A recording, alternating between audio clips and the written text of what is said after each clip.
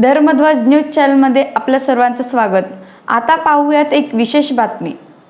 मार्गशीर्ष महिन्याच्या शेवटच्या रविवारी सोलापूर शहरातील बाळे येथील श्री क्षेत्र खंडोबा देवस्थान येथे दर्शनासाठी भक्तांनी मोठी गर्दी केल्याचे पाहायला मिळाले।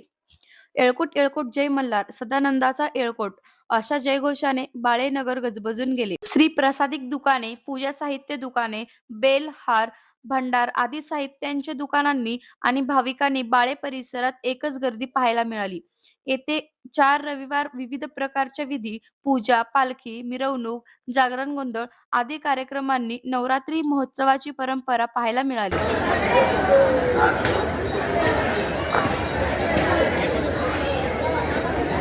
राजकुमार जगती यांच्याकडून मनोज पगार यांच्यावर ऑनलाईन 1 रुपये निघाले धन्यवाद।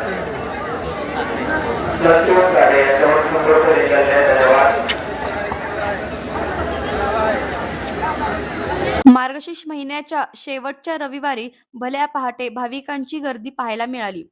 देवस्थानचे पुजारी विजय यांनी अधिक माहिती सांगितली। विजय ज्ञानेश्वर पुजारी, सदस्य श्री खंडोबा देवस्थान पंच कमिटी बाळे। आज यात्रेचा शेवटचा रविवार। आज सकाळी पहाटे 5 वाजल्यापासून मंदिरामध्ये गर्दी चालू झालेली आहे। सकाळी पहाटे 5:30 वाजता खंडोबा देवस्थानाची काकड आरती झाली। त्यानंतर भाविक यायला सुरू झाले। 8:30-9 वाजता देवाला रुद्र अभिषेक करण्यात आला। आज दिवसभर तळी भरणे, भंडारा उधळणे, परड्या भरणे, असे वारुळ खेळणे, असे दिवसभराचे कार्यक्रम आज दिवसभर चालू आहेत। त्यानंतर रात्री 8-8:30 वाजता देवाची दुसऱ्यांदा पूजा होऊन रात्री 9 वाजता पालखी निघते। पालखी ही गावाला प्रदक्षिणा घालून त्यानंतर जिल्हा परिषदच्या शाळेपाशी जाऊन थांबते। तिथं शोभेचे दारू काम होणार आहे, नंगर तोड्याचा कार्यक्रम होणार आहे।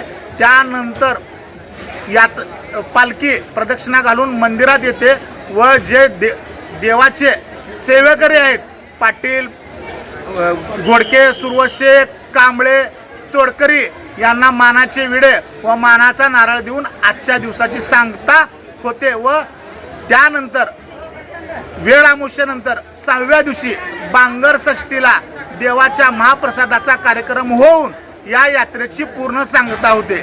जय मल्हार। यामध्ये भाविकांची गैरसोय होऊ नये म्हणून देवस्थान समिती तसेच पोलीस प्रशासनाकडून चोख बंदोबस्त करण्यात आला होता।